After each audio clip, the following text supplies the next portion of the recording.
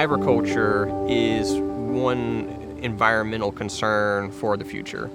We had partnered with MSU at one point to show all the sorts of agricultural industry jobs there are, soil science, there's a lot of high-level, very well-paying jobs in agriculture that goes beyond just being a farmer. Farmers are the key to our whole society. We need food. It was just necessary to try to educate students on what it means to grow food. A big part of our model for education is all about outdoor ed and connecting your core content to real life experiences. So we do walking field trips. We have a wonderful facility here on our campus to teach inside of, but everywhere around us, we're surrounded by farms, we're surrounded by preserves, conservancy properties. We're so lucky here, right, to have all of that kind of within our grasp. So you sit, a dozen kids down and you tell them you're going to talk about how you grow an apple, and you start to see the heads kind of nod off, right? But then you pull in your field service representatives. They're engaging, they're talking to the kids, and they're saying, hey, have you ever pruned an apple tree before? And suddenly you see the kids' faces light up, right? So you jump on a hayride, now you're going through the rows of trees, the kids are asking questions, they're getting engaged, and you get to talk about what photosynthesis means. You get to talk about what does it mean when it rains? Oh, well, it's a drag, I've got to put on my rain boots. But you know what that's actually doing? You're growing. You're growing something. So you just get to see the kids' faces light up. We do little trips. Like I said, we've had a trip to Country Dairy where our kids went through and saw, the milk being processed and going through the line, and then we got to meet the cows and all that. And so it shows the kids where their food is coming from. I think that's huge.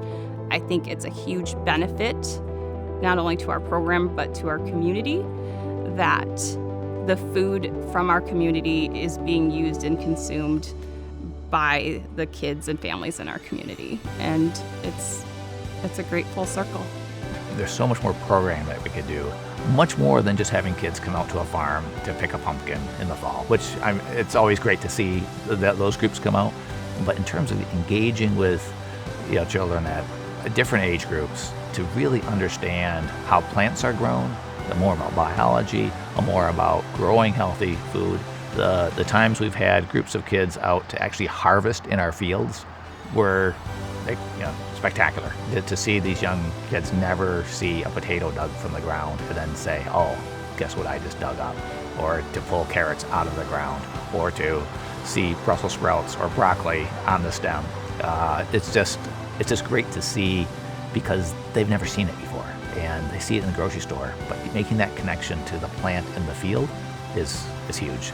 Connecting those two pieces, the academic side and the core content side, with how our teachers are instructing, with what's literally right here at our fingertips, is how we bring it, to the kids, and how we really educate them. It's not just food at lunchtime and food that ends up on your plate. It's instruction in the classroom, in partnership with people in the area. By having a strong partnership relationship with Food Corps, it allows us to contract with them to provide the direct education that we can't. School food dollars are not meant for education, and as such, school food employees really can't be educators.